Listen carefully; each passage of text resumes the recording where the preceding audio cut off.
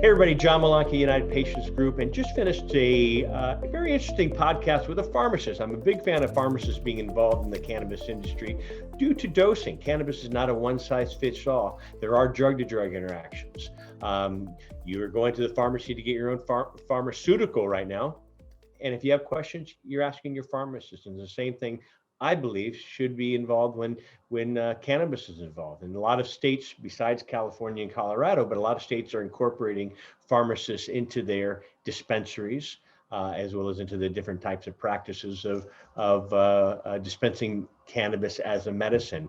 Dr. Leah Johnson, and she is also known as holistic healer, but she is the owner of Alchemist Consulting here in California, but she works with patients and their families throughout the United States. So enjoy.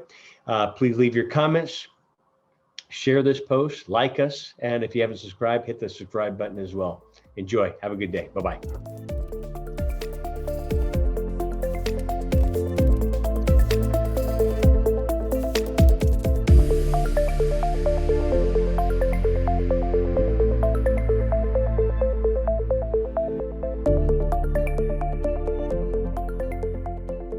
Hey everybody, John Malanca with United Patients Group. Be informed and be well.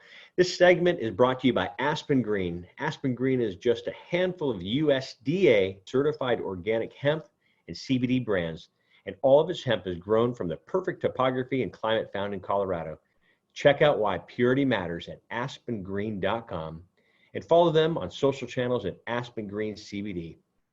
Use promo code UPGCBD for 20% off. Hey everybody, welcome back. John Malanca, United Patients Group, Be Informed and Be Well, and we have a pharmacist on today, Dr. Leah, as in Princess Leah Johnson. She's also known in the cannabis community as Dr. Leah, the holistic healer. She is a trained clinical cannabis pharmacist, almost said psychologist, but pharmacist, and the owner and CEO of Alchemist Consulting. She's an accomplished, highly driven clinical long-term care and rehab pharmacist with primary focus in pain, mental health, depression, anxiety, insomnia, etc., and sexual health medication management. She also holds 3 patents, which I want to hear about, for natural herbal remedy tinctures, which she's helped develop as the head of research and development for a herbal supplement company. You're based in California here, right? I am. My herbal supplement company was back east in Connecticut. Gotcha. Okay, that's right.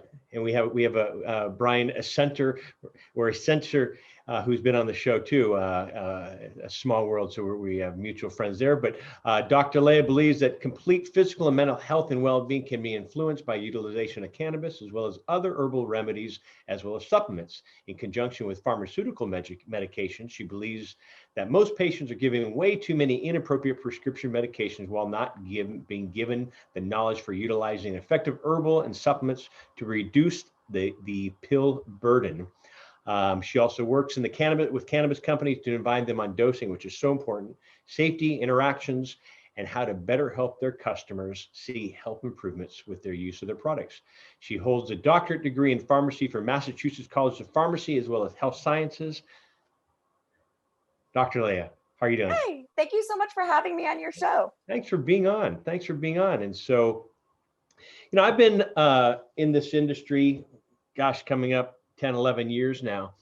And I've been a fan of pharmacists for years. And Corinne and I had partnered with some pharmacy organizations, not only here in California, but nationally.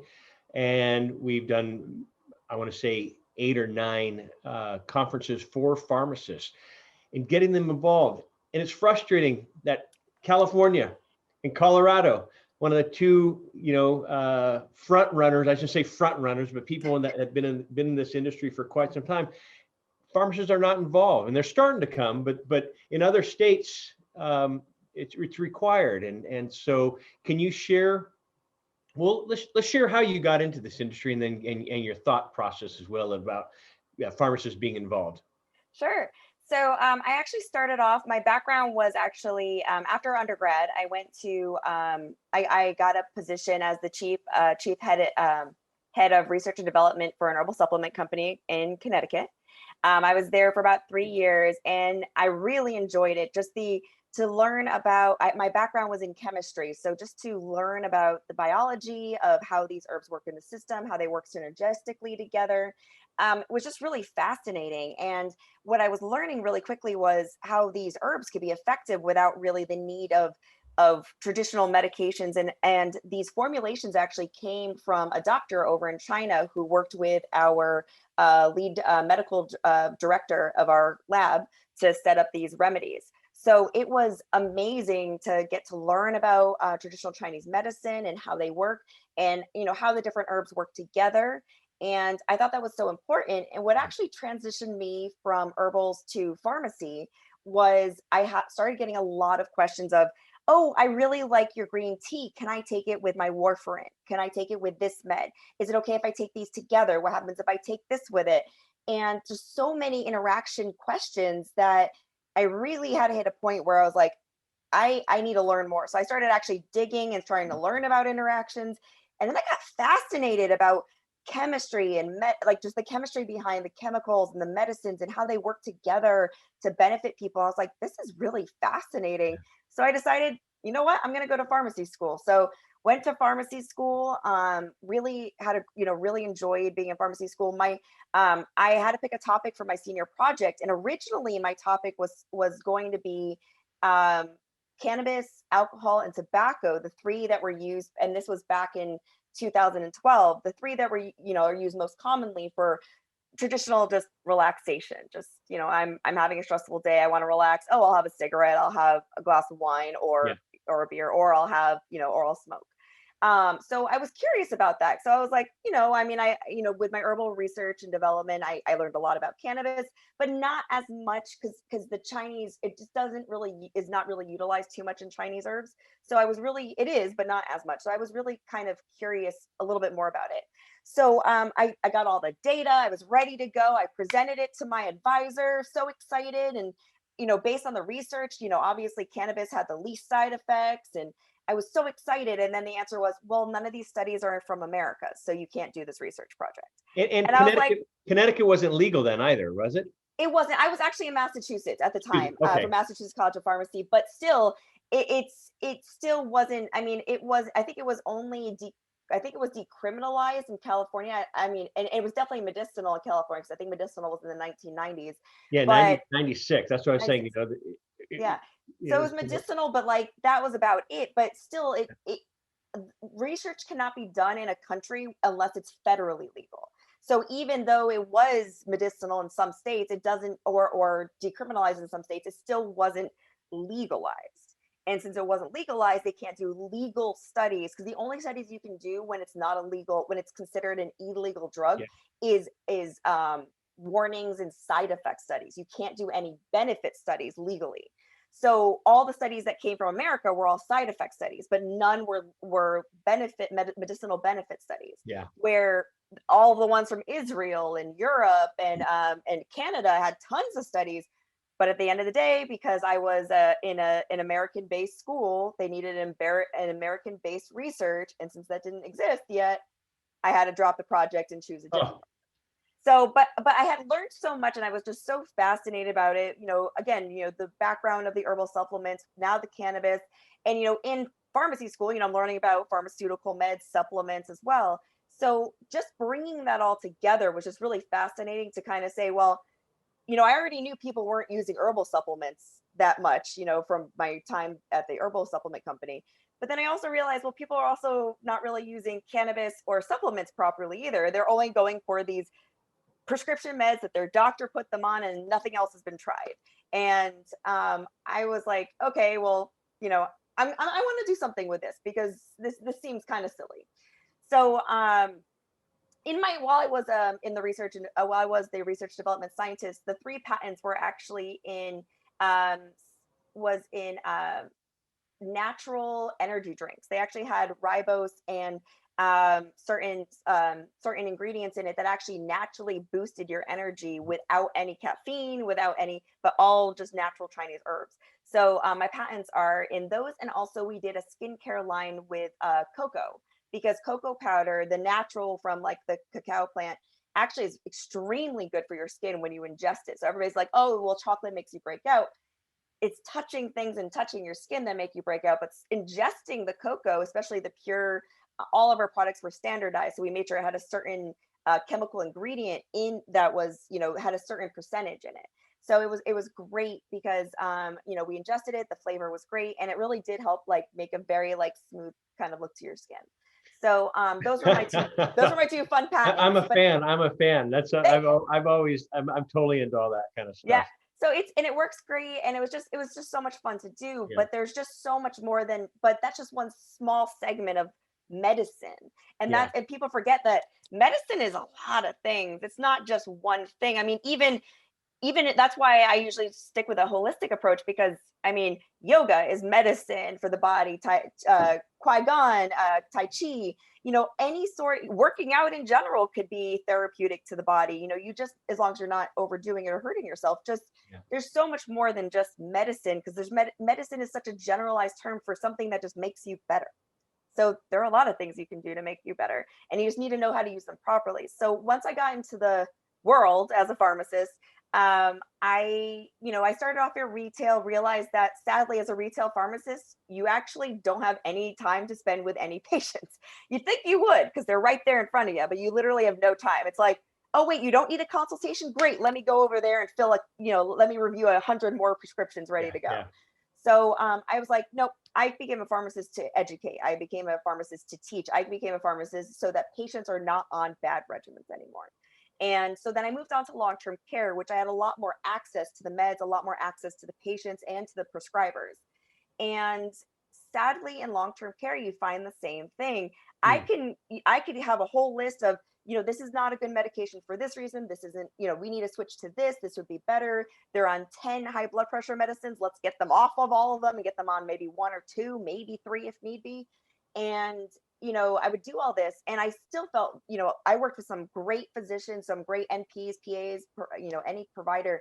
I worked with some great ones, but a lot of times I worked mostly with ones that are, well, I don't really understand that medication, and that's what they came into the facility on, so I'm just not going to change it, which is, in my opinion, bad practice. Yeah. If you have you have an educational healthcare professional educating you on what is maybe not recommended, you should listen. Because I mean, they usually, and if you don't believe them, ask for data, ask for articles, because the reason why the pharmacists are in these long-term care facilities is to get patients off bad regimens. Luckily, with some great prescribers I've worked with, I've been able to get, a lot. The old thought process is, we have a patient who has dementia and they're kicking and screaming and throwing things. Well, let's give them an antipsychotic because it will make them quiet. Well, that still happens on a daily basis in these long-term care facilities all over the world, all over the country. But if you actually go into the data, if you go into the data about antipsychotics, they cause psychosis if you don't have psychosis. So all you're doing is you're taking these patients, and you can't give this. Go ahead. No, I was saying, and masking it sometimes. And absolutely masking it. And so and the problem is that before, the reason why this was the process was because they could put patients on such a high dosage of antipsychotics, it's called snowing them. It would knock them out and sedate them. So they would just kind of keep these older adult patients sedated. And now and then they realized, oh no, we can't have these high doses of antipsychotics anymore. So they started reducing them to proper doses. But now when they're at proper dose level, now they don't sedate anymore, and now causes psychosis. So, I mean, luckily I worked with some great prescribers, and I was able to get patients off of these harmful meds. I woke up a lot of patients from, I have patients who are saying, my mom's been sedated, has been like pretty much comatose for about 10 years. Oh my God. How did you wake her up? I go, I took her off her antipsychotic and I put her on something else to help with her moods, because her mood was why they put her on it to begin with. Nothing to do with psychosis. So so I was just so upset with that, and the fact that if I could help consistently, I think I would have stayed in that field. But learning and seeing that even with the knowledge, even with the data, even with the experience, a lot of providers are still fearful of doing anything to med regimens. And if they don't know it, they just leave it alone. And it's just bad practice is left to be bad practice. And I just didn't want to work with that anymore. I really wanted to be able to make a difference. So what I've been doing out of pharmacy now, still a pharmacist, of course, but I've been working directly with patients and directly with cannabis companies on the proper utilization of medications to get, like I said, a holistic approach. You've got the meds, you've got the exercise, you've got the food, you've got the herbal supplements, the regular supplements, the cannabis meds, just all encompassed. Because if you have everything together, that's when you're going to get your best benefit. You shouldn't, if you have a doctor who's giving you a med and then that didn't work, so they give you another med, and then that didn't work, and then they give you another med. Or if you have an ailment that had a side effect, so they said, oh, well, stay on your med. Well, here's that for that side effect, which then caused another side effect, and they give you another med for that side effect. Both are improper ways of prescribing. It's simple of, you give a med, oh, wait, that medication didn't work for you? Okay, well, let me wean you off that med and put you on this med and give that a try. And that's the proper way. You want people in the pharmacy world, every pharmacist will tell you, you need to be on the lowest dose that's the most effective. And the way to do that is start low and go slow. And you'll hear every pharmacist in the cannabis field, you'll hear everybody say the term, start low and go slow. And then that's the proper dosing. You talk about pills and one pill after another and pill. And then you remember I want to say about 6 years ago, they had another pharmacy commercial or pharmaceutical commercial, but it was opioid induced constipation. Yeah, it's like, here, if you have constipation, opioid induced constipation, here's a pill for it. And, we've worked with a lot of cancer patients that are in so much pain, not because of the cancer, because cancer, but also because of the constipation, not going to the bathroom for a couple weeks because of the pills they're taking on, because of the medication. And so, I think cannabis is not for everybody, and I'm the first to say that it's not the golden pill, the golden ticket, like Willy Wonka and the chocolate factory type of thing. It's combining it. I think education is very important. I'm a big fan of water intake, but exercise, sleep, what type of nutritional products and supplements you put in your body, and cannabis, and a whole round. It's like, okay, here, go. Yes, to go lose weight. Yeah, you can slow down your eating, but I think getting out, and even if you're able just to move a little bit, some exercise is important. So it's kind of a full rounded thing. I was going to ask you at the beginning of your bio, a lot of pharmacists that I know got into it because of their mom or dad or brother or sister or relative or friend. How did you get it? How did you pick this? So, sorry, Mom. My mom, I was dead set. I want to be a trauma surgeon or I want to be an OBGYN. Dead set, no question. You couldn't have talked me out of it. So then my mom goes to talk to my aunt, who is an NP, and it was like, oh, well, you really don't want to do them. They're both really high malpractice. You should look into being a pharmacist. And then at that point, I was just like, so all you think I'm good about it? I can only count pills. That's all I can do and this is before I knew pharmacy, what it is. And, and I've always said to myself, if I could go back and do it again, would I be a pharmacist? Absolutely. Would I go back and be a retail pharmacist? Probably not. Except for possibly to get the same learning experience that I had. The groundwork, and learning to where you are now. I mean, everything's a journey. So exactly. But so I was actually really not into it. And then I learned a lot more about it.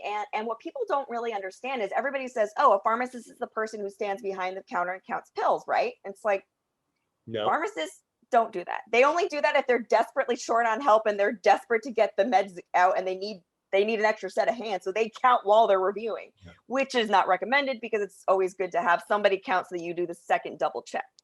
So, pharmacists really are so important and effective. What they do is in the retail setting, they check with your insurance. They contact your doctor when people do not understand how often doctors give incorrect or incorrect medication or medication that interacts with other medications they're on. It happens all the time because most of the time it's because there are a lot of prescribers that actually don't know what interacts with each other, and B, people see many, many doctors and usually go to one pharmacy. So we can see the medication. So when at a retail setting, you can see the medication coming in from all sides, which is great. So then you could say, oh, well, this doctor's prescribing this and this doctor's prescribing this. And most likely the offices aren't talking to each other or have any idea the patient's going to both of them. So it's really, really helpful. I mean, I've seen patients that go to a general practitioner and use, one antidepressant, but go to a psychiatrist and use a different antidepressant, and the two doctors have no idea they're on two different antidepressants, and they interact with each other. So it's up to the pharmacy and the pharmacist specifically to catch these issues, catch these interactions, and literally to save and help patients so that they don't have medication issues. Because the pharmacists are actually, literally, everybody will say in the medical field, pharmacists are the drug experts. They are the only field known to be the drug experts. And as you mentioned, and licensed to do that.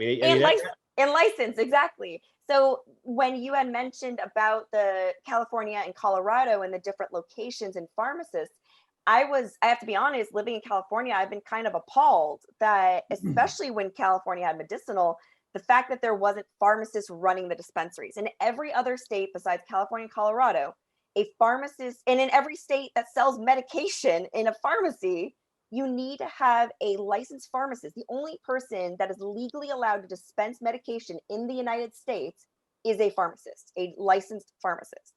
So why is it that a pharmacist has to dispense all these other meds, but they're not required to dispense medicinal cannabis? And that's what really bothers me, because people assume, oh, they're just going, oh, it's adult use, no big deal. I'm just going to go back in and I can just get whatever. They're not thinking about the patients that are, well, I wasn't going to use this while it was illegal, so I was never going to do it. And, and now that's adult use. Now I can use it and it might be beneficial. So I'm going to go in and ask questions. Well, I mean, and I'm not saying that the bud tenders aren't helpful, but the bud tenders are most likely, and almost 100%, not going to ask you for your other meds that you're on, not going to ask you for, what have you tried in the past medication wise, and other benefits and other important information that a pharmacist would ask before they decide what kind of medication to put you on. I mean, it's more than just percentages of, a 20-to-1 CBD to THC. It's more than just, oh, well, what form is it in? But it's also milligrams. It's also, okay, how's your liver function? I mean, there's a big difference. If you're on an edible, it's going to have to go through first pass effect, which is first pass through the liver. If you have a faulty liver, unable to process it, you actually might not get as much. So you might actually have to up the dose. If you have CBD, you actually have to reduce the dose, because too much CBD can affect the liver negatively. So there's just so much to understand. And that's why at the end of the day, I always tell people, cannabis is a great medicine. So is a lot of other medicines. So is a lot of supplements and herbals.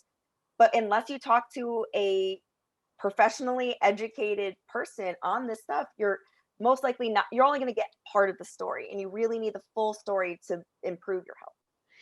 We run into that as, there are drug to drug interactions with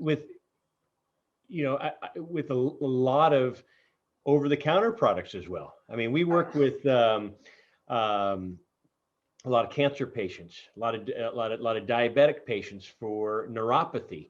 And Corinne and I have presented at their groups and sat in on their meetings, month after month. And a lot of them are so used to taking, 5 or 6 oxy a day, like you and I would take a breath mint, and they are introduced to cannabis, 2 milligrams. And next thing you know, they're climbing the walls because they're so high, and they're like, I'm not doing cannabis. I'm like, no, you're doing 6 to 8 oxycodones with cannabis, and it can double the intensity of the pharmaceutical. Oh, yeah. And so, and that's why I truly believe, other states, Massachusetts they were on the, yes, it's required, not it's required. Where is it now in Massachusetts? Because I have a lot of friends out in Massachusetts. I gotta be honest, Mass, I don't know. What about Maryland? Because the same thing in Maryland. I really only know based on legality and pretty much in the infrastructure in every state that I have found, the infrastructure has always had a pharmacist, except for Colorado and California. And so I'm pretty sure that every state, to do specifically medicinal, they have to have a pharmacist. And usually the ailments that approve for that medicinal license is very extreme ailments like cancer, terminally ill, and MS and stuff like that. But it's a shame because a lot of patients who have severe, almost, severe anxiety, almost to a point where they can't even function, could do great on it and really effective without any of these harmful other meds, but they're not considered to be sick enough, I guess, to be able to use the medicinal cannabis, which is really a shame.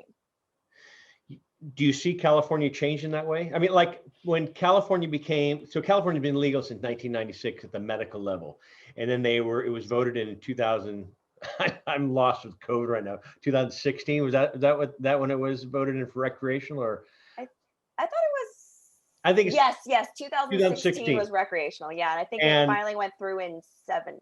Yeah. And for adult use. Yeah. I voted no on it, and a lot of our fellow colleagues in this industry got really upset with me. I voted no on it. Corinne voted yes on it. And it wasn't that I didn't want everyone to have access to it. The reason I said it because I don't think,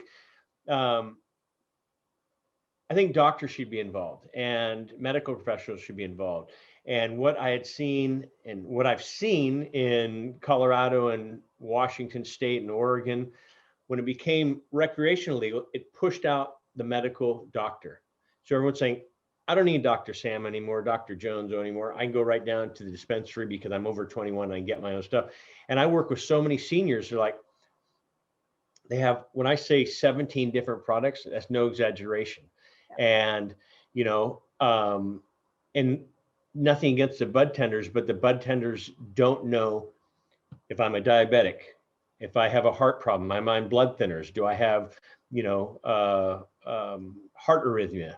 If you're an alcoholic, you can't take a tincture because the proper term of tincture is it has alcohol in it.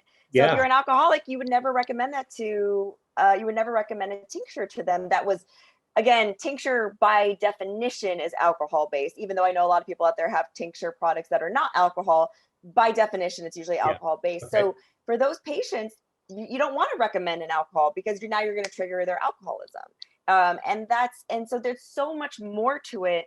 And I mean, my biggest thing is right now,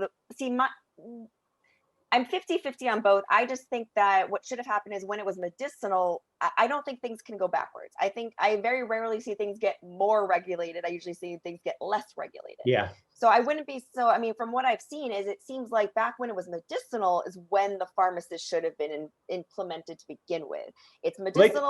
They talked about it. I mean, we worked with a lot of pharmacy groups and they said, we would like to be involved. Even the county, and you're also in California, the county, Corinne and I lived in, we did a lot with the county and the mayor and the board. And they said, if you guys really want this medical, put a medical dispensary in city hall, which I know you can't because of federal, but that's if you really wanted to stay on top. But I do truly believe that you need to have pharmacists involved. And so we've done a lot with pharmacy groups for that. And it's starting to take off in other states, but not here in California. And I just think if you're already dispensing medicine, why not this? Brian Ascenter. Yes. He's out in Connecticut. Yes. Great dude. He's my original mentor, and I love him to pieces. Yeah, and that was I mean, just show you how a small world it is, but the cannabis industry is a very small world. But he was sharing pain just recently became a qualified condition back in Connecticut. And I wouldn't be surprised if the pain was like severe chronic pain as opposed to just pain. Because honestly, if based on the opioid epidemic, I have had many patients that I have actually gotten off of opioids, but not able to do it on their own without the help of cannabis. And it's just, pain is just to a point of, I mean, pain is what stops people from living their daily lives more than anything else. I mean, people have diabetes, people have high blood pressure, and they still live their lives like normal. But people in chronic pain, it's just, I mean, I know I actually personally have chronic pain. I got into a really bad car accident a few years ago. So my back and neck are always, were in general always in chronic pain as well. And, and I've had surgeries and whatnot, and I've been given opioids, and I've actually gotten myself off the opioids because, what you should do, have an opioid, write in a journal while you're literally high on opioids, and see the next day before you take your next one what you wrote. And that will very quickly make you never take it again, because you're literally not in your right state of mind. Yeah. And you can use an almost insignificant amount of THC and CBD and almost an insignificant amount of opioid together, and you can actually treat chronic pain, not just pain, but chronic pain on such small, insignificant doses. And that's how you wean people off of the opioids. And what actually happens as well, which is so fascinating, is the combination together gets rid of that extra euphoria. So the reason why people end up saying is, well, I feel so good on this Percocet, I don't feel any pain and I feel happy. Well, when you mix cannabis with it, it starts getting rid of the drug inducing, or addiction inducing effects. And it just makes you feel no pain, but you don't get the euphoria. So then, and the funny thing is, I was like, well, cannabis causes euphoria, or THC specifically causes euphoria, and Percocet and opioids cause euphoria. Why wouldn't they cause it together? But they actually cancel each other out for euphoria, which is great. And then that way you just focus on your pain, and then you realize, well, okay, I'm a little dizzy, so I'm gonna like reduce my dose, and okay, I think that's working, and like reduce it. And like I said, most of my patients I've gotten fully off of I always say Percocet, but I mean opioids in general, but fully off of opioids, because the opioids I always refer to opioids as a dirty drug.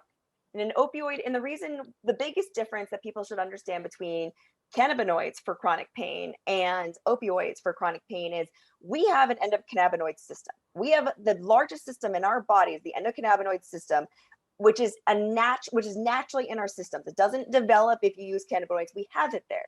We make anandamide, which is a chemical that's similar to THC. We make 2-AG, which is a chemical similar to CBD. And we have receptors for these chemicals, which THC and CBD will also bind to based on being so similar in the chemical structure. And when you have, and so when you actually start feeling pain, it sits on the receptor, it notices that you feel pain, and it helps cover that response to soothe the pain.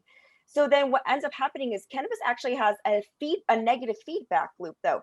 If all of a sudden you have a bunch of cannabinoids flying around, your system says, okay, there's too many cannabinoids flying around, meaning they're released because we're saying there's too much pain. So instead of saying to the body, oh, well, we're just going to stay as we are, it actually downregulates your receptors so you feel less pain. Because what the receptor actually realizes is, oh, we need to downregulate. That's amazing. The body itself is fixing itself. It's healing itself. And that's how it should be. As opposed to opioids, we don't have an opioid system. So we don't have opioid receptors. Yeah. We have what's called mu receptors. Mu receptors is another system in the body. And these receptors are not just in areas of pain in your brain, they're also in your GI and in other places too.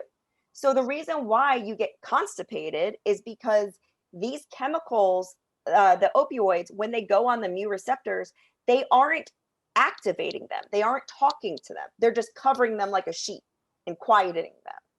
And so that's how it makes you not feel pain is, well, I can't feel pain because I've quieted my pain. So, but the body is really smart though. And the body's like, I don't care what you've just taken. I'm smarter. I know you're in pain. So I need you to know that. So instead of down-regulating receptors, they upregulate. So meaning that now when you've taken a Percocet or Norco or any opioid, and you had maybe 5 receptors saying, oh my God, I'm in pain. Well, now that those have been covered, your body maybe makes another 5 receptors. So when you finally come off of your opioid, instead of 5 receptors screaming in pain, you now have 10 receptors screaming in pain. And hence people have to keep upping the dose to cover the increased receptors.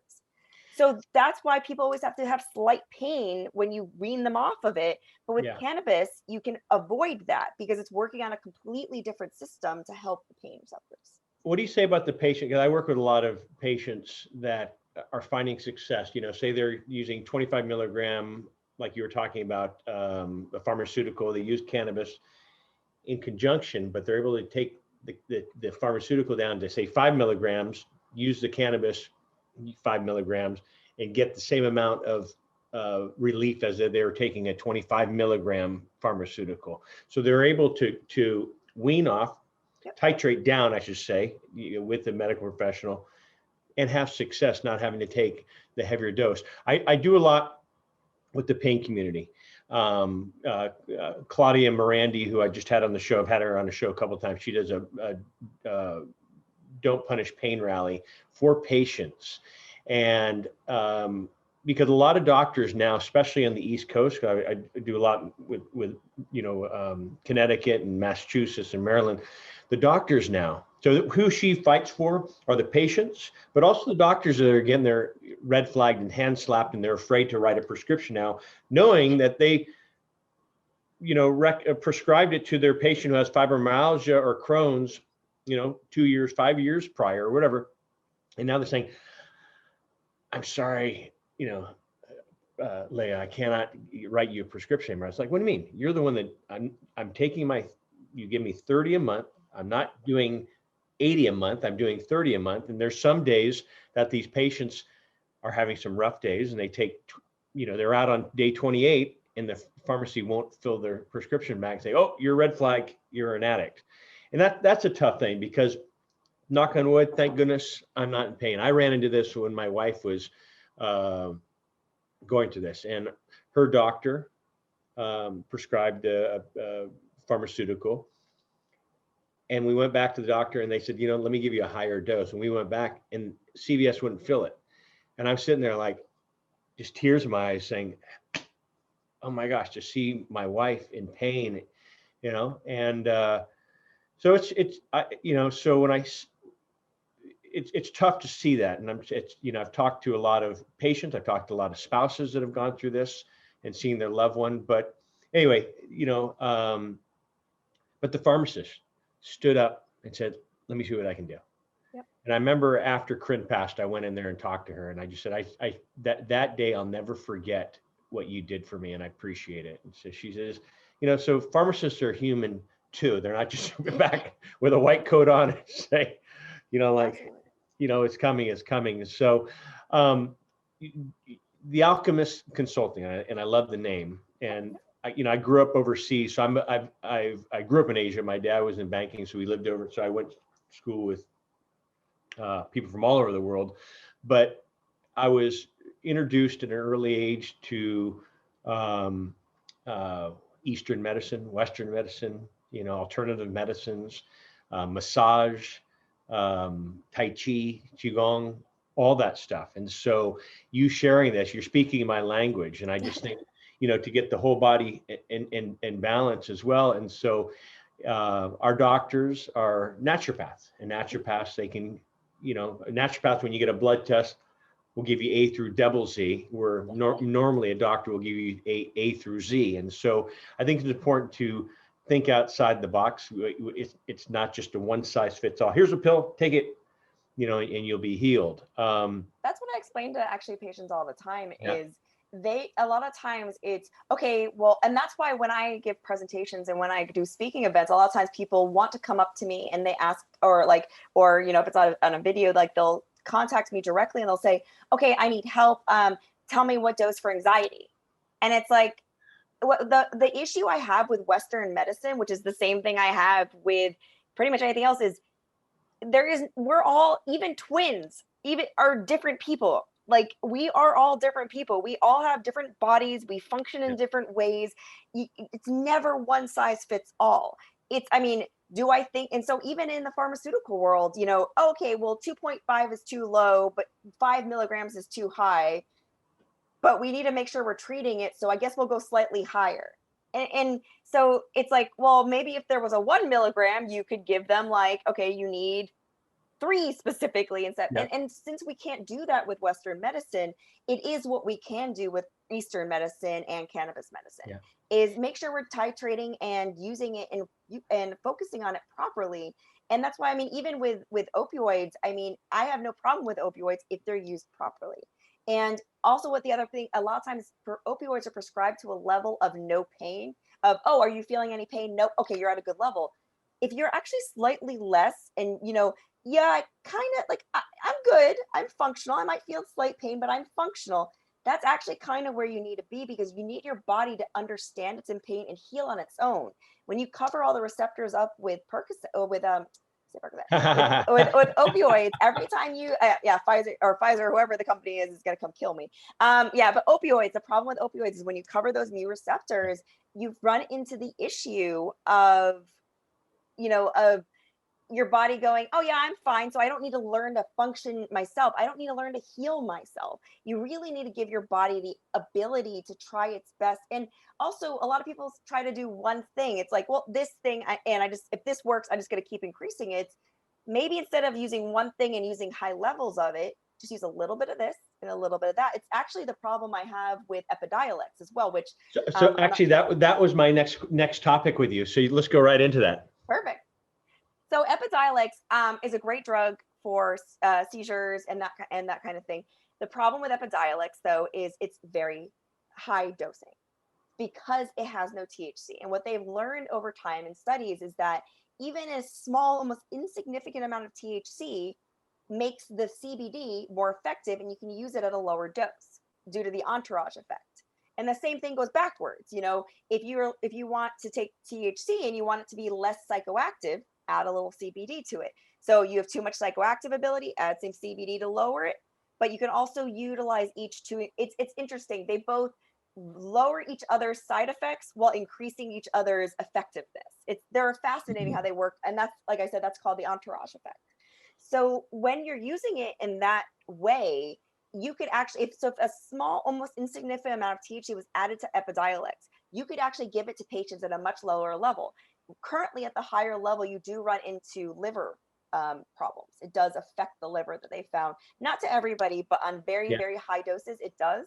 So that's definitely an issue, but there's a way around it. But because THC is not approved, they can't use it. So that's why, like, towards the end of working with elderly, older adults, which is the new fun term that we use for elderly, it's older adults. They changed it. So what we're doing with them, though, is I would utilize the meds, because they're all Medicare and Medicaid, so you have to do federally approved medications. So with the prescribers that I actually worked really well with, we started playing with, well, they're on Epidiolex for seizures, but the dose is really high and we know that their liver's not doing so well. Let's give them a small, almost insignificant, let's just give them one pill once a day of Marinol. Let's see how that works. And the Marinol would then reduce the amount of CBD that was needed. So and help for the liver stuff. So it was just so fascinating to like help them. And we utilized it with, failure to thrive and everything like that. But just in general, they need to be used together, and you need to be careful of the medications when you're trying to use one or the other. Everything really needs to be used and to be examined as a whole.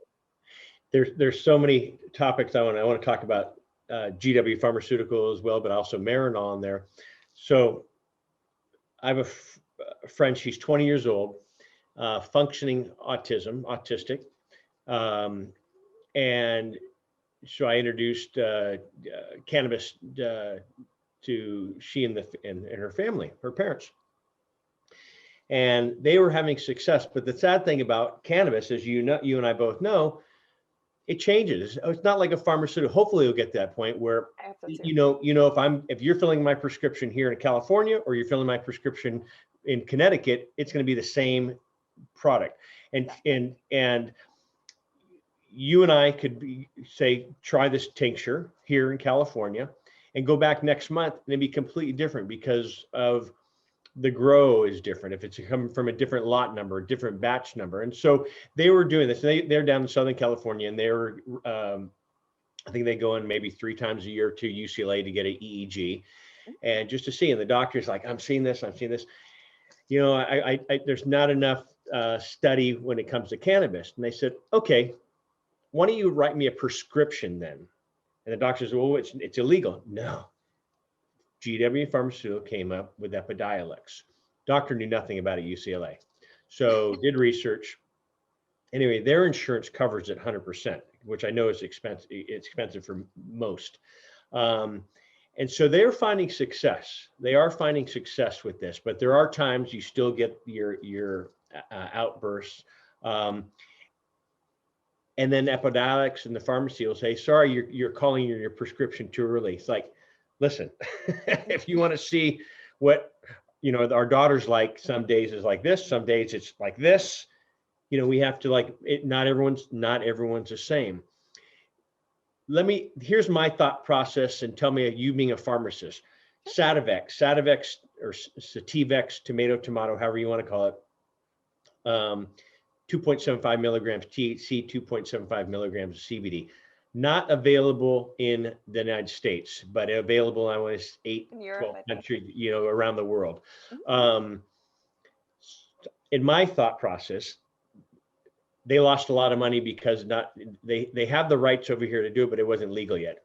So everyone started replicating it, a 1-to-1 ratio, 2.75, and having success for MS patients. And then fast forward a few years, they said, okay, we lost so much money, US government help, how can we do this? They introduced Epidiolex, changing the scheduling of Epidiolex to be written by a prescription. And so for our listeners, a doctor can recommend medical cannabis. A doctor cannot prescribe cannabis.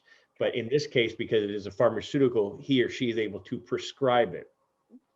It's CBD specifically. There's no THC in it.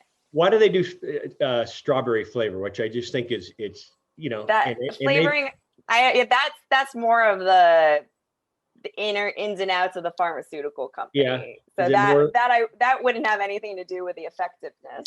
Yeah, but no, I know that, but I just think that I don't want to make it look like candy. I remember when I was a little kid, my parents were out of the country. My grandparents are watching me, and I had a fever, and I ate the whole bottle of St. Joseph's orange things because it tastes like candy. And I mean, imagine. So I think that they have to flavor it because CBD is actually quite bitter. It's a very, very bitter product when it's all natural. So they need to cover that flavor. And also the majority of people that usually use Epidiolex are children, and many different age groups do, but being that it is mostly children, it's hard to get children to take medication anyway. So actually in most pharmacies, if you do have a liquid medication, you can in most pharmacies, they usually have a flavoring thing where they can actually change the flavor because they know that kids are so picky. So, for example, amoxicillin always comes as bubble gum. That's just how the product comes. But there are actually a lot of kids that don't like bubblegum flavor. Yeah. So what they would do is they can put a flavor muter in. So it actually makes it so it tastes like nothing. Then they put this other flavor to then balance out the flavor. So it tastes like cherry or banana or whatever.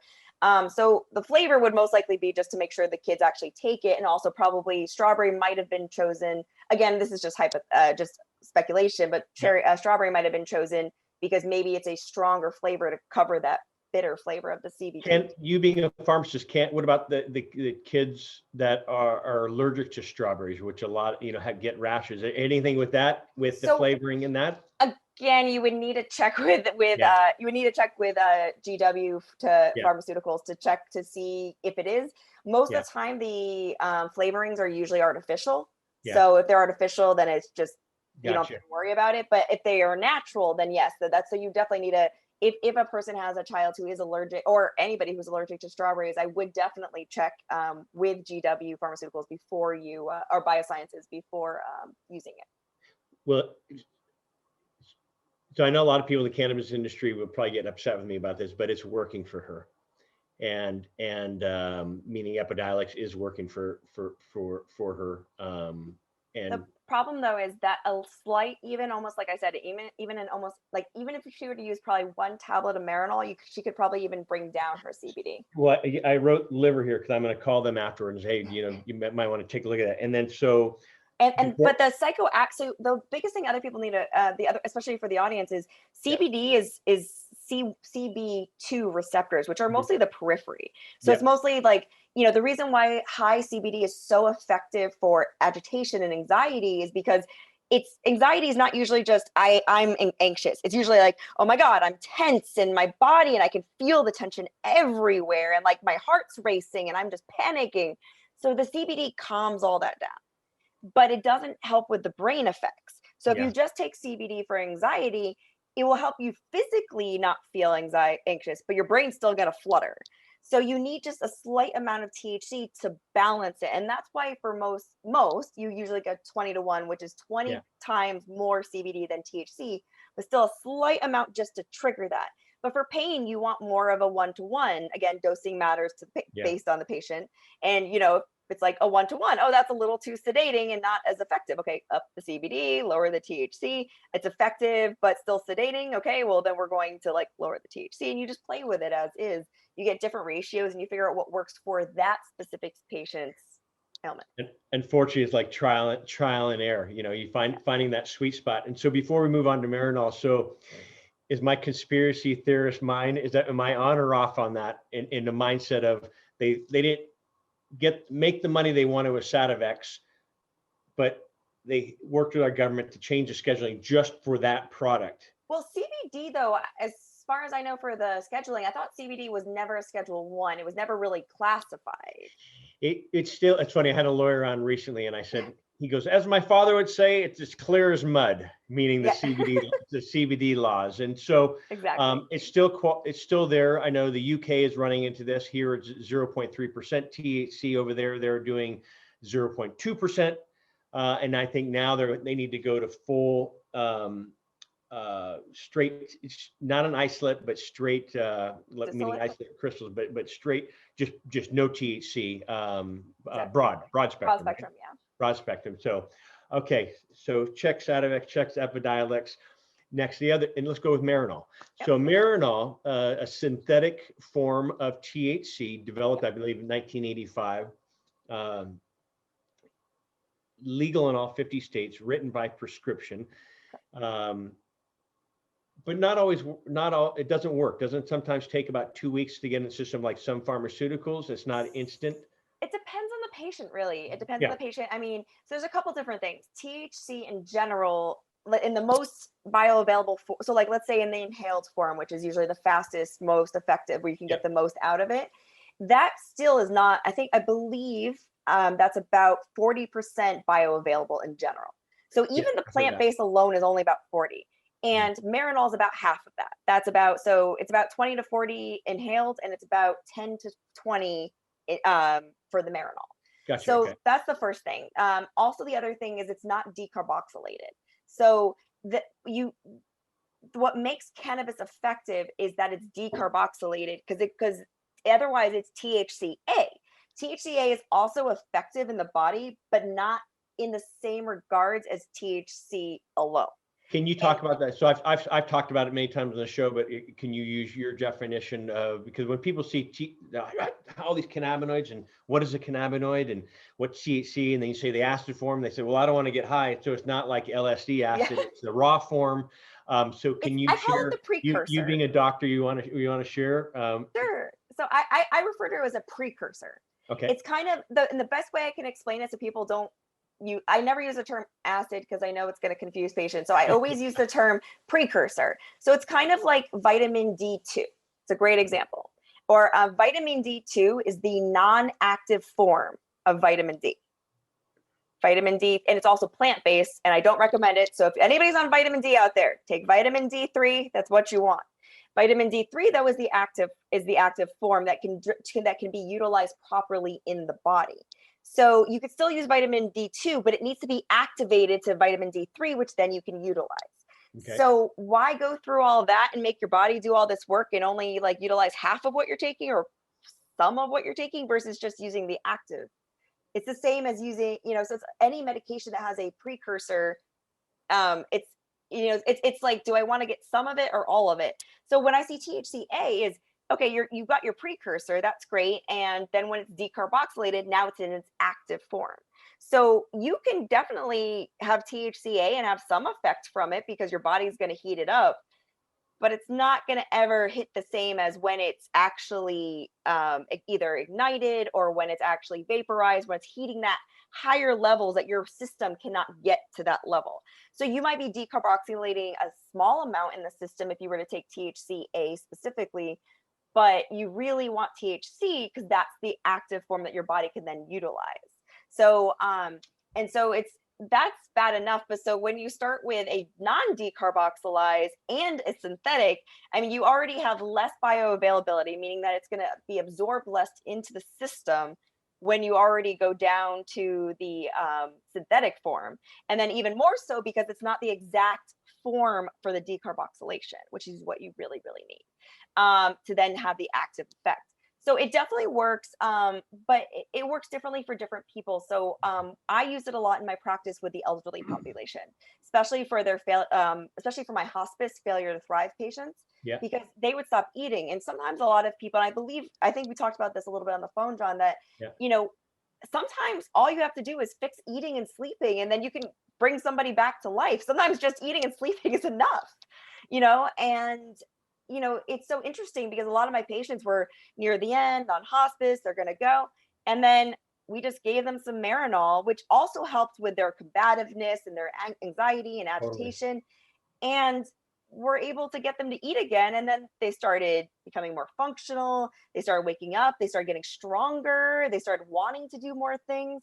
And then they graduated off of hospice, which is something back in the day I never heard of. But now you can absolutely graduate off of hospice.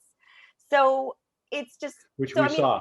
which we've seen, yeah. So Yeah. I mean, as much as it's like, I mean, I will still say that non-synthetic is definitely better than synthetic, but Yeah. the way I would talk to any prescriber out there who is listening to this, who is like, well, I know CBD works, I know THC works, I can't give them, plant-based form. So what do I do? Utilize these medicines. Just speak to an educated clinical medicinal educator. Clinical cannabis educator. Speak to them. Say, hey, what dosage of Epidiolex do you recommend? What dosage of this? And then write it as an actual prescription, and then monitor your patient. And there's ways around these laws to do things legally. Yeah. You could just use things off label if you really get stuck. I've spoken to a lot of doctors who've called us saying, help, I live in this state. And I just recently had Dr. Behrman. Do you know Dr. Behrman? He's down in Santa Barbara. He's one of the pioneers in this industry, but he works with a lot of patients, not only here in California, but he speaks around the world, but talks about with the patients and doctors that are in illegal states and the patients. He goes, what he's found is, like you're saying, he's prescribed Marinol and then CBD, in clear as mud type of laws that is still in the gray area, that they're able to purchase CBD legally. Yep. and work those together. With that, because there's controversy. Do you still get the entourage effect? One being synthetic, one being not. You still get the entourage effect, but again, it's the same thing as, you could still hear somebody if you put barriers in between you and them. Can you hear them as well? No, but you can still hear them. Oh, what a great visual. What a great visual. Yeah. Before we move on, so THC for our listeners, not in the scientific, I understand. So THC is in the cannabis in the raw form. So you can have a cannabis plant, cut it down, juice it, and that's THCA, non-psychoactive. I'm a fan of it. It's great for inflammation. The studies show, each cannabinoid is about 140 different cannabinoids. What do you see in your scientific chart? Are you around there? I'm seeing about the same. I like THCA. I don't work with it as much. I think my favorite cannabinoid has become CBN. I am in love with CBN, and is my favorite. And for those, even in the sciencey worlds or not, who don't, CBN is actually when THC, which as we said is the decarboxylated form of THCA, actually gets oxidized. So when you use cannabis products, you should always keep them, they're light sensitive and they're oxygen sensitive. So you need to keep them sealed tight, and you need to keep them in a either dark bottle or like in a dark, just kind of like medicine. You see like the amber bottles to keep it dark. When you keep it opened or light and allow the air to come in, it actually oxidizes the THC and makes it into CBN. CBN is specifically for sleep, and it is a very, very effective cannabinoid, which is very frustrating to me about the regulations and everything, because it just seems like you should be able to go to your dispensary and say, here, I'd like to get a pack of 5 milligram CBNs to take for bedtime. But you can do that with melatonin, but you can't do that with CBN, sadly. And the CBN doesn't give you the, you don't feel high, you don't have a psychoactive effect, you feel sleepy.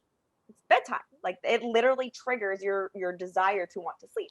And there are plenty of products out there that mix melatonin with CBN and THC with CBN and so on and so forth. But CBN is just great. So that's like one of my absolute favorites. I'm getting a little bit more into, I know CBG is just starting to get big. My other big one is THCV, Yeah. which is a little bit more for the, like, helps with the blood pressure, helps with They're studying with diabetes as well. Exactly. And that's more and internal. Like I always consider THCV to be more of like the internal organ effect. Yeah. And it's funny, people have been talking about, a lot of doctors I work have been talking about it for a while, but it's not accessible. Not too many people have it yet. And then At all. I remember when CBD was just coming on the market, people didn't know what it was, and all of a sudden it blew up. As we sing, it's everywhere you go, from your gas station to pharmacies, et cetera. And THCA, and now you have the CBN and CBG and THCV. And so each and every CBC, which is the one that's going to mess with a lot of doctors, because I was like CBC, couldn't you have called it anything else? People are going to think that means complete blood count. That's not what this is.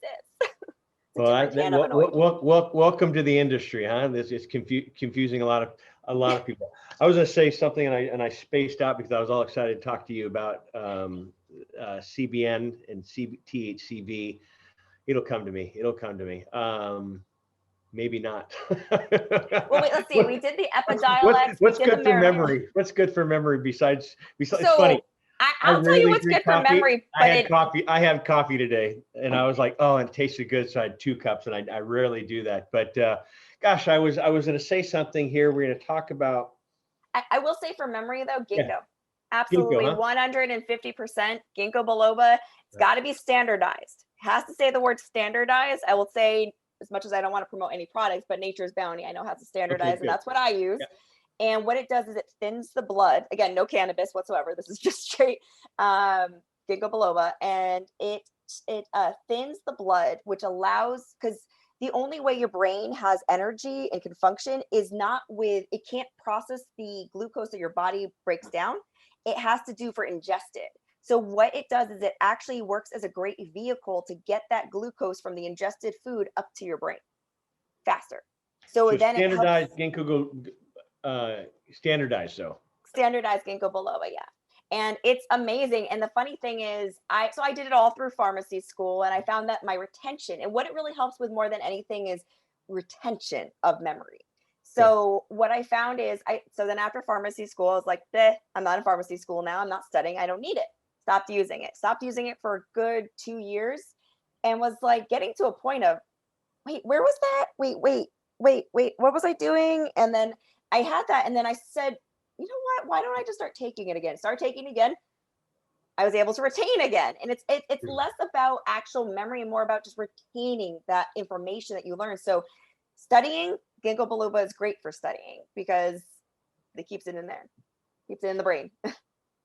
Well, I'll start taking it, and maybe tonight when I'm brushing my teeth, I'm like, oh, that's the question it was right there. It was a perfect question leading into pharmacist and cannabis and something. So I apologize to you and to our viewers as well. So with you not working for a brand pharmacy anymore, and I know Brian was the same way, and he went to his own private practice. And so what you're doing, can you talk about Alchemist Consulting and what you're doing with your partner as well on helping?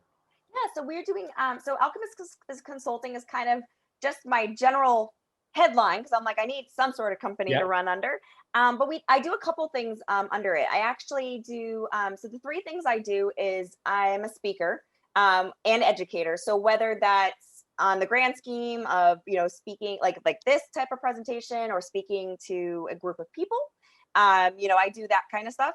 I also work directly with patients, but when I work with patients, it's not as simple as here's a medicinal medical card for cannabis, since A, I can't do that anyway, but B, what I do is I go through every single one of their labs over the last year. I go through all of their meds. I go through all of their ailments. I go through absolutely anything possible that they are on, and I review everything together, and then I sit down with them and I give them, depending if it's a patient with like a lot to go through, about in 1 hour review.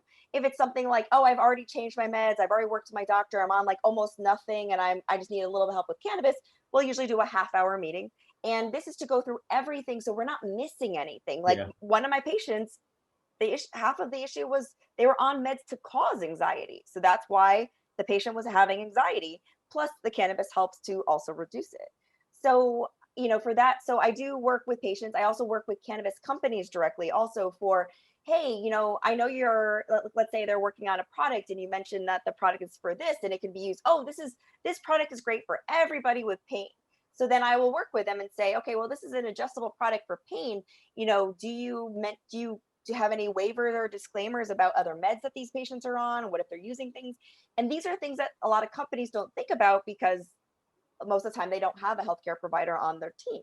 So I help to guide and educate these types of companies for this to help them work with patients. And then, so as Alchemist Consulting, though, I'm doing two other things. I'm also doing a wellness retreat with a couple of colleagues. Oh, And good. it's called so you guys can look us up because we do have a website. I think it's up. It's called California Wellness Retreats. And what these retreats are is actually it's an overnight, it'll be 1 to 2 nights, depending on the event. You actually go to these farms, to an actual cannabis farm, and you're on the premises. So part of the experience is going to the farm, having the farmer explain the different growing and how different growing affects the different flavonoids and how different terpenes, and how the terpenes affect the flavor and how they affect and other health benefits of the terpenes, and how growing causes different abilities and different terpenes and cannabinoids to grow. Then we're going to come back. We're going to have, we'll have an evening yoga session. We'll have we're going to have, food that's, as clean as we can. I wouldn't say it's going to be gluten-free and stuff like that. It's going to be as clean as possible, not, nothing just, hey, we're going to get McDonald's, and like, no, it's going to be like clean, healthy food. And then I have like a kind of a session with the whole group, which it's usually no more than about 10 people.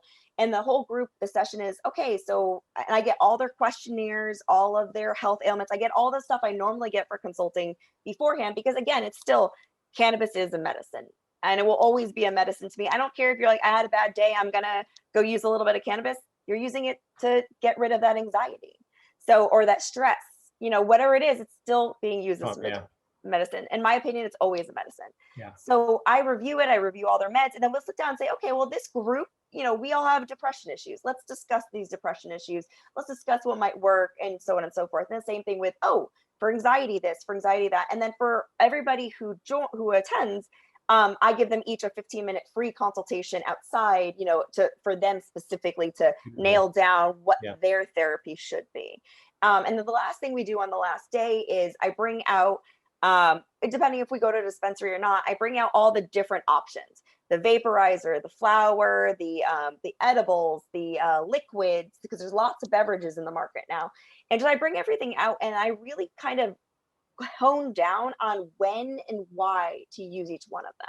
Because I know exactly what milligram dose of THC I need.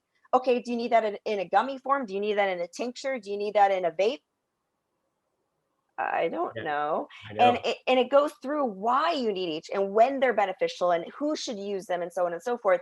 So the goal of the wellness retreat is to leave the wellness retreat, feeling better about your meds, feeling better about your health, having it all just kind of a relaxed feeling. And then also being able to leave with the knowledge of what can I do to keep myself healthy and how to benefit my meds. So we do that. And then lastly, and this one is really, really, they're all really exciting, but this one I really am excited about, because this one is to help patients, in my opinion, the most, besides a direct, it's how I freely help customers and patients and companies. I review products for cannabis products for free. And so I focus on the medicinal side a lot. And then my colleague, Rudy Roma, he focuses on the. I know Rudy. How long you been? Are you guys a relationship too, or just no? So Rudy and I met through the cannabis, like through the colleagues Yeah, and stuff. you know what? I haven't talked to Rudy in a long time. Please tell him I said hi. I will definitely, yeah. Dude. So we were actually just on before you. So we have our own. So we have a podcast, and what we do is we just take a product. He vets it from ground up. He Yeah, vets it that the certificate of analysis is there. The ground was tested. The cannabis was tested. It's GMP yeah, certified practices, because we want to make sure that if the product works great and it makes yeah. you better, how do you know that 10 years down the line it didn't have heavy metals that are going to hurt you? So he makes sure that from ground up it's healthy, and I make sure on the medicinal level it's there, and together we talk about the effect. So Good. we call it the good, the bad, and the eval. So the good about the product, the bad about the product, and what we think as the evaluation. And so, not to interrupt you when I am interrupting you, because this is how my mind is today. I had 2 cups of coffee, so this is Oh, what you're you're good. getting. It's talking about all the pharmacists that we've worked with. I brought them into our office and said, "I'm going to show you what it's like to become a cannabis patient." This is before 2016, and it was an online. And so I remember Phil was in our office, and we're sitting there, and he paid his $27 or whatever it was, and he's sitting there getting ready for the screen, and it says, "We've received your application." Great. We're reviewing your application. Great. And he's sitting there waiting. "You've been approved." And these are the emails that are coming through. He's like, "But John, I haven't talked to anybody." I go, "That's how this industry is. So now that you're approved." So he was kind of just blown away, like, really? They don't even, the doctor doesn't come on anymore? So that's the good and bad about California then. Exactly. And so I took a group of pharmacists, and these are all retired pharmacists of 50 years, and I took them through San Francisco, and I did the good, the bad, the ugly Nice. of dispensaries. Walking in, some clean, they know their stuff, others mispronouncing CBD. I mean, that's one of my biggest pet peeves. And when people, it's like, how do you mispronounce or miswrite it? What's the word? Spelling error on that. I mean, I hear that all the time. I see it on magazines. I see it in articles. CBB or CBD, and I'm thinking, come on, CBD. I'm all backwards right CBD a now. lot, where the D and the B are flipped, and I'm That's what I like, mean. That's what I mean. I mean, I've seen marijuana misspelled. I've seen cannabis misspelled on magazine. My background, I work for magazine publications, and travel websites and magazines. So that's my biggest pet peeve. And when I see it in this industry, it's like that.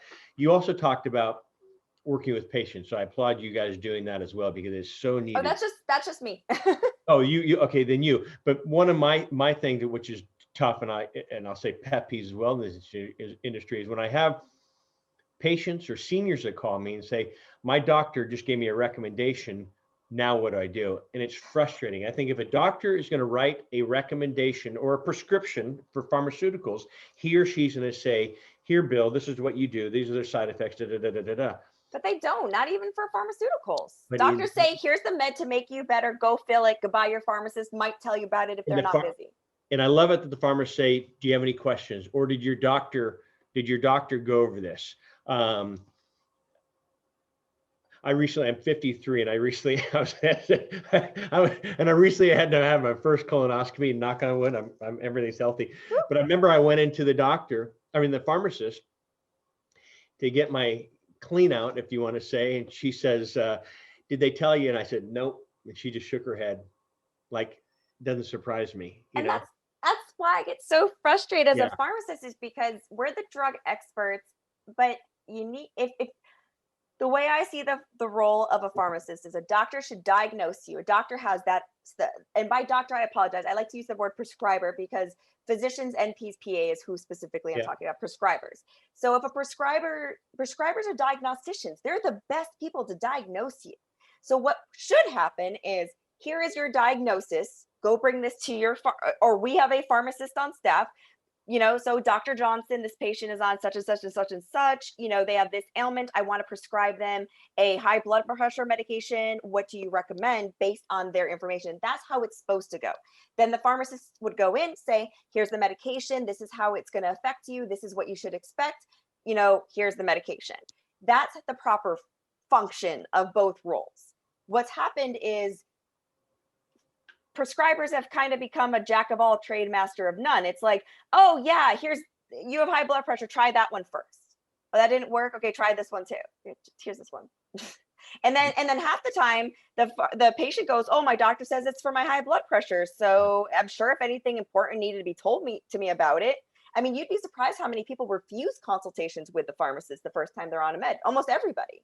I think they want to get it and just get out. Their doctor gave it to them. I'll just take my pill and I'm out of here. My doctor says I need this for my high blood pressure. If anything was going to go wrong with this med, my doctor would have told me. And the answer is no, they wouldn't have. They assume that if you have questions, you're going to ask the pharmacist. They don't know you're not asking these questions. And that's why when I review and when I actually do the full review for patients for the cannabis and everything, I always put as a waiver, you need to have a primary care physician. I am not your primary care physician, which is why I'm able to work with people outside of the state of California as well. I'm not your primary care physician. First, we need to make sure you have one. As long as you have one, you need to understand any advice I give you must to be directed to them first. They need to verify it. Then and then you can go from there.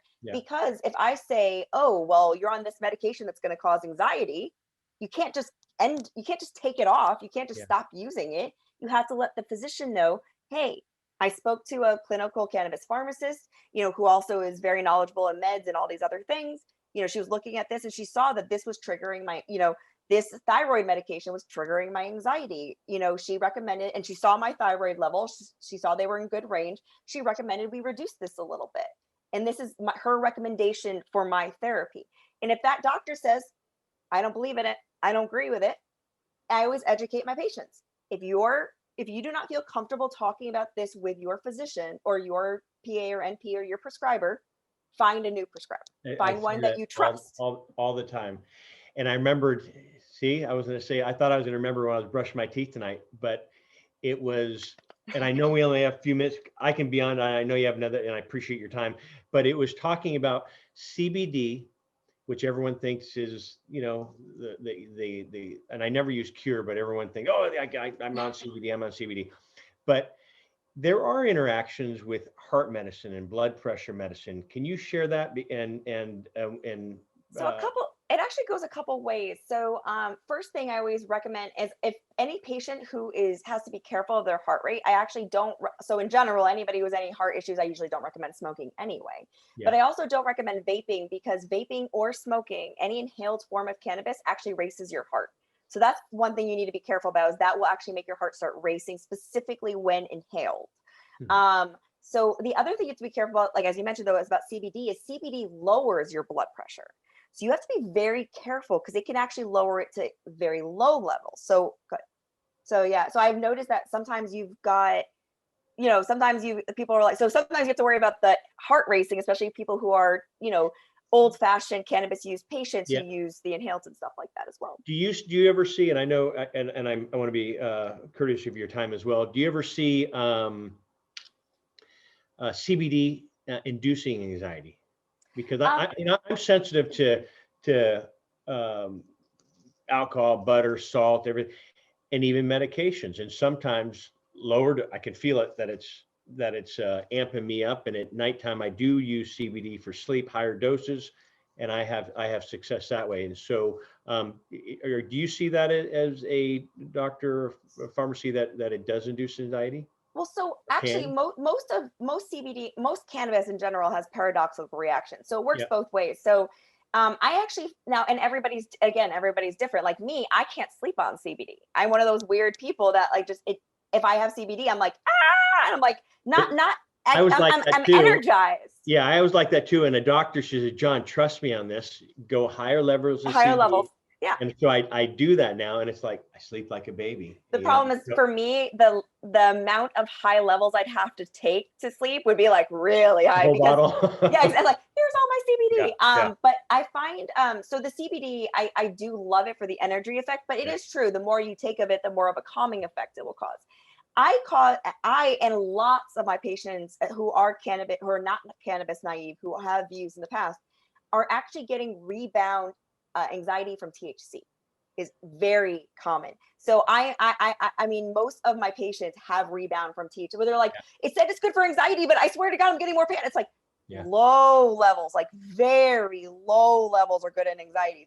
That's why it's high CBD, low THC for anxiety. As soon as you like, and by high, I mean like 10 milligrams, which is not even considered high, but when mixed with the THC, it's a good high level.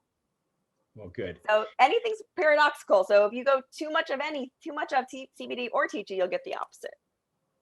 Well, I appreciate. I know you have another call here like right now, and I appreciate your time and your knowledge. And please say hi to Rudy as well. It's been a while. I mean, when I say why, I want to say last time I spoke with him was probably about 2013, maybe 2014. So please give my best. And Will do. Are you and guys? It's called Cannaworks Showcase. That's the name of Are you a business partner or a couple? And I don't mean to get personal. Business couple. Business partner. Yeah. Yeah, we met strictly, and we both said, you know what? We're so sick of the fact that patients can't find good products, and half the patients have to go online.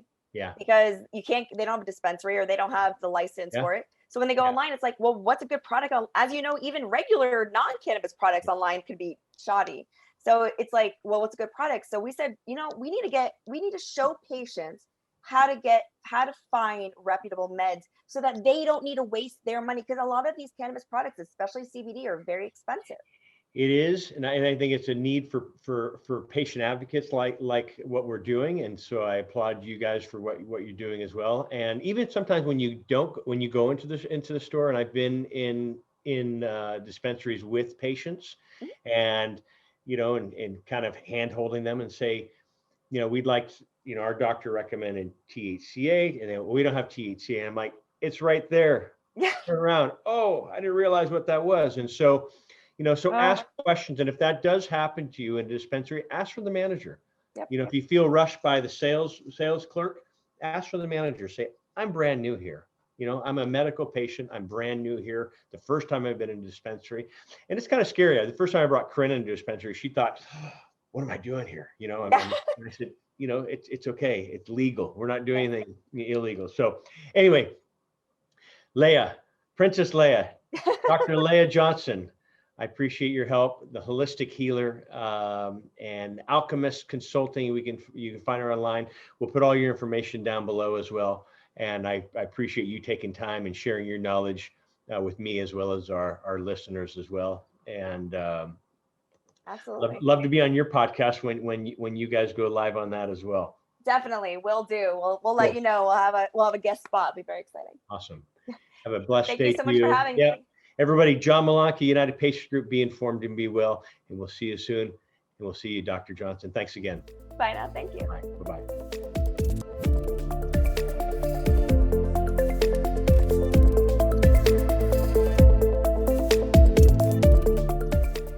Thank you for listening to Be Informed, Be Well with John Malanca.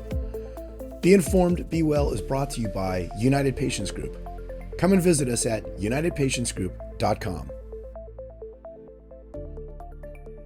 Hey everybody, John Malanca with United Patients Group. Be informed and be well.